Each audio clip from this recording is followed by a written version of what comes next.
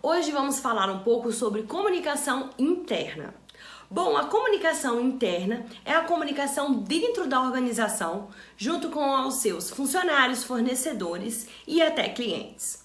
Bom, a comunicação interna utiliza de diversas técnicas e canais para criar, organizar e melhorar os fluxos dentro de uma empresa.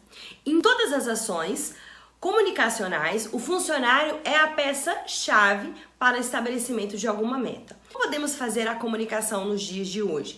Podemos fazer com o WhatsApp, com sites, com a intranet, e-mail, com correspondências. Então toda essa parte de comunicação interna, ela deve ser bem gerenciada para que a empresa tenha uma ótima comunicação perante aos seus fluxos.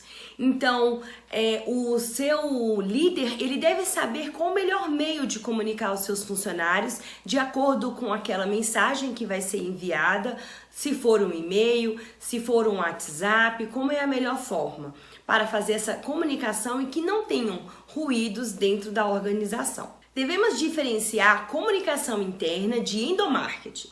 A comunicação interna, ela engloba todas as ações para comunicar algo aos seus colaboradores. Eu devo comunicar, ter uma transparência em relação aos colaboradores e eu devo utilizar os melhores meios e canais para evitar os ruídos. O endomarketing, ele é muito mais além que isso, pois está relacionado com a cultura da empresa. Dessa forma, passou a se estabelecer uma nova cultura dentro das empresas, mais moderna, mais transparente, com uma troca mútua de confiança, relação entre as pessoas, e as empresas passaram a desenvolver uma cultura organizacional levada para o endomarketing, que utiliza da cultura organizacional dentro das empresas. Nesse sentido, pensamos nas teorias comportamentais, que eu preciso observar o meu funcionário como um agente ativo dentro da organização, que tem um poder muito grande e eu tenho que verificar como é esse comportamento dele dentro da organização. Mas antes a gente deve observar o porquê do comportamento dele dentro do trabalho. E assim, podemos pensar na pirâmide das necessidades propostas por Maslow. Maslow foi um autor que ele escreveu sobre as motivações em relação ao trabalho e ele enumerou essas motivações em uma pirâmide, entre a base ao topo da pirâmide, o porquê que nós trabalhamos e o porquê que estamos ali dispostos naquele momento a trabalhar.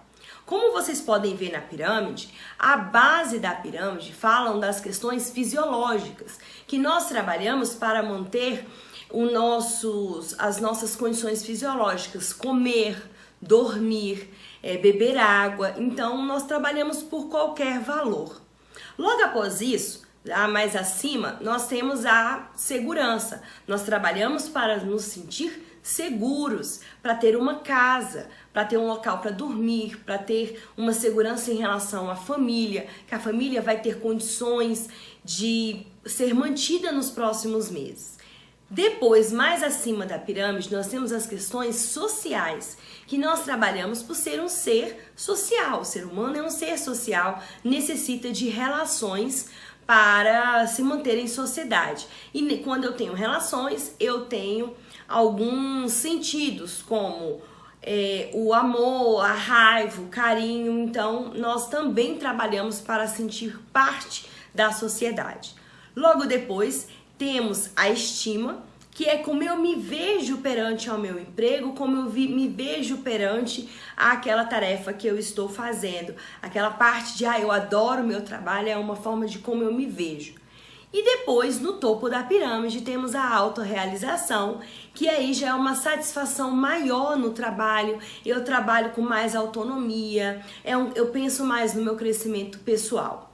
Quando eu enumero as pessoas e faço uma distinção das pessoas perante a minha pirâmide, eu consigo observar como é a minha comunicação com elas. As pessoas que estão na base de trabalho, na base da pirâmide, elas necessitam de horários mais rígidos, elas precisam de horários de descanso, precisam de um maior conforto físico, precisam de uma transparência maior em relação às pessoas que trabalham para atingir as suas necessidades fisiológicas. Ao momento que eu vou subindo na pirâmide, eu já vou pensando na segurança que ele tem em relação ao trabalho, no orgulho e reconhecimento que ele tem perante ao trabalho e vou aumentando assim as tarefas e responsabilidade das pessoas quando elas vão se adiantando na pirâmide, que é onde elas vão subindo a pirâmide. E assim a comunicação também tende a melhorar. As ações, elas tendem de endomarketing a justamente a pensar nas pessoas, no crescimento profissional delas, que os colaboradores atinjam o seu nível de satisfação, se sintam realizados dentro da empresa. Quando eu penso nessa possibilidade que meus funcionários estejam realizados, eu penso em trabalhadores qualificados, comprometidos e que eu vou evitar a grande rotatividade nas empresas, que ainda existe muito e que eu posso minimizar e fazer exatamente a promoção da empresa, que é manter o colaborador dentro da empresa. Então, quando eu penso numa comunicação eficiente, eu tenho que pensar na base da pirâmide até o seu topo, de acordo com a pirâmide de Maslow, como ela se comporta diante do trabalho, como é a satisfação dela perante o trabalho. E assim eu consigo exemplificar e fazer as diferenças de comunicação interna e do endomarketing. Quando eu falo da comunicação interna, ela é muito mais tática, ela é muito mais operacional. Quando eu falo já do endomarketing, ele é estratégico, ele cuida da marca da empresa, ele cuida dos meus colaboradores se sentirem satisfeitos e transmitir isso perante a marca da empresa. Quando eu falo de comunicação interna, eu penso somente em comunicação a nível operacional, a nível de canais apenas fechados e fixos de comunicação, onde a minha comunicação é apenas de regras e normas. Já o endomarketing não. Eu já penso numa cultura organizacional, uma visão mais ampla dos processos. Eu dou mais voz ativa ao meu funcionário, onde ele vai ter uma voz onde falar o que está errado, o que está correto, onde ele está satisfeito e insatisfeito. Quando eu falo de comunicação interna, eu falo que os funcionários eles recebem apenas regras, normas e ações. E no endomarketing, quando há o endomarketing, eu falo em missão, visão, valores, em toda a empresa, tendo uma comunicação eficiente para o crescimento da empresa e o crescimento profissional dos colaboradores. As empresas elas devem usar a comunicação a seu favor. Comunicar é partilhar, é tornar as pessoas como agentes transformadores dentro da empresa. O líder, ele é muito importante nesse momento do processo de comunicação, do processo do endomarketing, que ele deve falar o que fazer, como fazer e ainda motivar os funcionários, criar condições que as pessoas se sintam motivadas em relação às regras, normas e aquilo que deve ser feito. Nesse momento, o marketing ele é muito importante para a comunicação interna e vice-versa.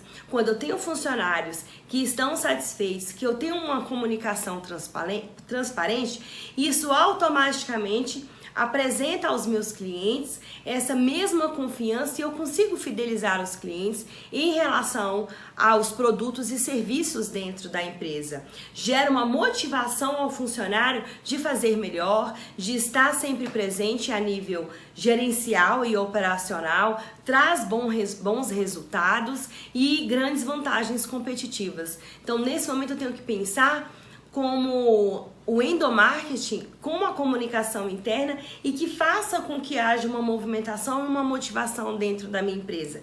É muito importante que hoje utilizemos dos canais de comunicação não apenas para metas e controles, mas também, principalmente o WhatsApp, em momentos que eu vejo que precisa de uma motivação ou que precisa de um aperto maior em determinado setor, que podemos utilizar as ferramentas da comunicação como momentos de motivação, além apenas de fazer ações, planos, regras e estar no controle de toda a organização.